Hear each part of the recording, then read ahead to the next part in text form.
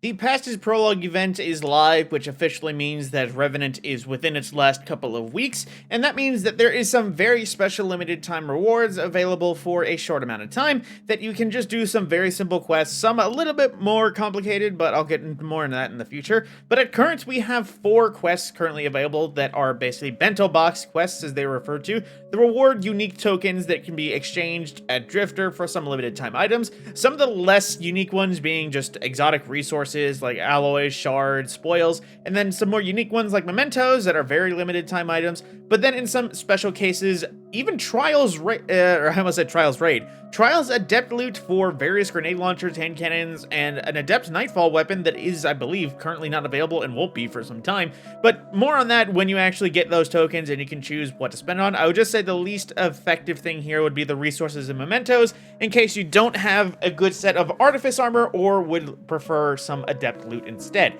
Regardless, let's get into the actual missions and some details regarding them.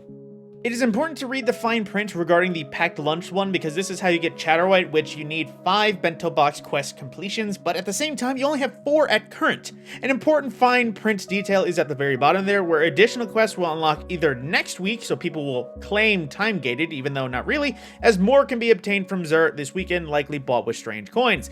All you gotta do is basically just farm up some strange coins, and you'll probably be more than ready for the next set of quests, or at least the one in case you want to get Chatterwhite done and dusted.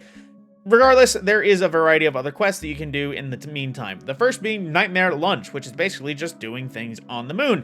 If you want a simple grind out that doesn't have to move, relocate, or do anything else, you can just spend some time in Altars of Sorrow in the Sorrow's Harbor, and you get 3 of the tiers, or 3 whatevers out of 60 for every tier completed. So it's pretty easy to just numbskull it and just exist and kill some enemies and eventually get this done.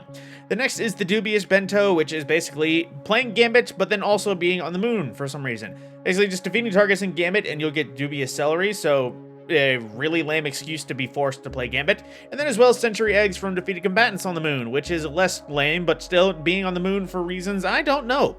The next is Martial Mementos, which is basically just get kills with various Drifter-themed exotics. I honestly just recommend, of the list of everything, just doing Malfeasance over and over again. One, because it's a primary ammo weapon, and you don't have to ever worry about running out of ammo and not progressing it, but also, between that and Touch of Malice, one is either far more obtainable or doesn't, hurt the wielder eventually.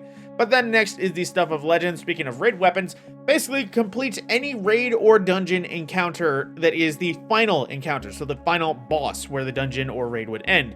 Raids provide additional progress, so imagine you have to complete 1 raid final encounter, but in case you don't have the fire team or otherwise, I would just recommend getting a bot checkpoint for the Shattered Throne final boss, Dueling Karu, and just running that back to back. It might be a little bit annoying for the solo person that doesn't solo dungeons or harder content, but sure enough, do it sometime, you'll be able to get it done quite quick, 1 phase, especially if you have some good damage exotic nowadays. But regardless, you can do that twice back to back, and you'll be able to get this one done, and you will be more than ready for Xur when he comes with additional quests to wrap it all up. So without a token, you'll be able to visit Drifter and see what he's offering, but once you get the tokens, I'm sure you'll be able to turn them in and see the full array. I once again recommend don't waste them on resources. You can get those at any point during the day. Same with mementos. They kind of return, but in the end aren't really worth it unless you desperately want a memento, or if you don't, or how should I say this, you already have the weapons and offers available, like you already have a good setup for artifice armor, and you already have access to all these adept grenade launchers, hand cannons, and pulse rifles, and I think 1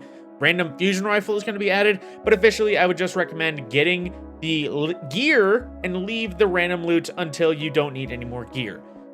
My name is the Mad Scorpion, and I will see you in the next video.